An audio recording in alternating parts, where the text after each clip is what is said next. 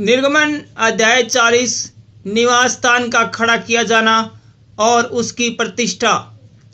फिर यहोवा ने मूसा से कहा, पहले महीने के पहले दिन को तू मिलाप वाले तंबू के निवास को खड़ा कर देना और उसमें साक्षी पत्र के तंबू को रखकर बीच वाले पर्दे की ओट में कर देना और मेज को भीतर ले जाकर जो कुछ उस पर सजाना है उसे सजा देना। तब दीवट को भीतर ले जाकर उसके दीपकों को जला देना और साक्षी पत्र के संदूक के सामने सोने की वेदी को जो धूप के लिए उसे रखना और निवास के द्वार के पर्दे को लगा देना और मिलाप वाले तंबू के निवास के द्वार के सामने होम वेदी को रखना और मिलाप वाले तंबू और वेदी के बीच होदी को रख के उसमें जल भरना और चारों ओर के आंगन की कनात को खड़ा करना और उस आंगन के द्वार पर पर्दे को लटका देना और अभिषेक का तेल लेकर निवास का और जो कुछ उसमें होगा सब कुछ का अभिषेक करना और सारे सामान समेत उसको पवित्र करना, तब वह पवित्र ठहरेगा। सब सामान समेत होम वेदी का अभिषेक करके उसको पवित्र करना, तब वह पवित्र ठहरेगी। पाए समेत होदी का भी अभिषेक करके उसे पवित्र करना।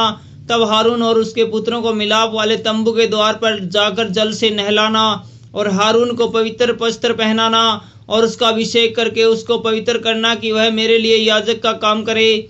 और उसके पुत्रों को ले जाकर अंगरखे पहनाना और जैसा तूने उसके पिता का अभिषेक करे वैसा ही उसका भी अभिषेक करना कि वे मेरे लिए याजक का काम करे और उनका अभिषेक उनकी पीढ़ी पीढ़ी के लिए उनके सदा की याजक पद का चिन्ह ठहरेगा।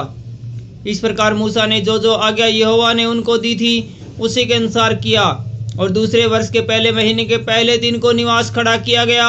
मूसा ने निवास को खड़ा कराया और उसकी कुर्सियां धर उसके तख्ते लगा के उनमें बेड़े डाले और उसके खंभों को खड़ा किया और उसने निवास के ऊपर तंबू को फैलाया और तंबू के ऊपर उसने ओढ़ने को लगाया जिस प्रकार यहोवा ने मूसा को आज्ञा दी थी।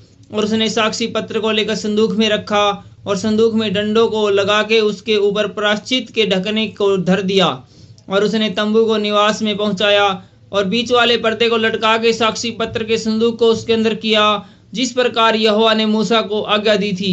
और उसने मिलाप वाले तंबू में निवास के उत्तर की ओर बीच के पर्दे से बाहर मेज को लगाया और उस पर उसने यहोवा के सम्मुख रोटी सजा कर रखी जिस प्रकार यहोवा ने मूसा को आज्ञा दी थी।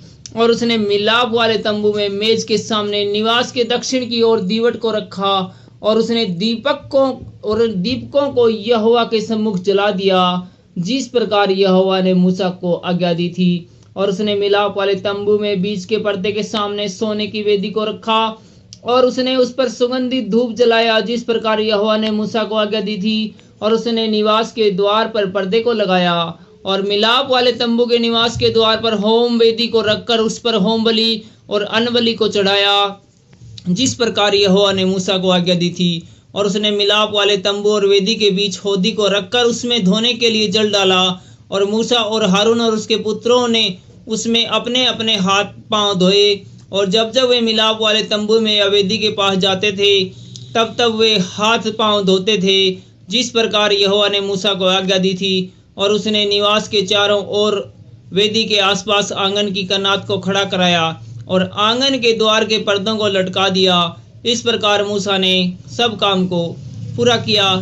मिलाप वाले तंबू पर बादल। तब बादल मिलाप वाले तंबू पर छा गया और यहोवा का तेज निवास स्थान में भर गया और बादल मिलाप वाले तंबू पर ठहर गया और यहोवा का तेज निवास स्थान में भर गया। इस कारण मूसा उसमें प्रवेश न कर सका। इजरायलियों की सारी यात्रा में ऐसा होता था कि जब जब वह बादल निवास के ऊपर से उठ जाता तब तब वे कूच करते थे और यदि वह न उड़ता तो जिस दिन तक वह न उड़ता था उस दिन तक वे कूच नहीं करते थे। इजराइल के घराने की सारी यात्रा में दिन को तो यहोवा का बादल निवास पर और रात को उसी बादल में आग उन सभी को दिखाई दिया करती थी। Thank you.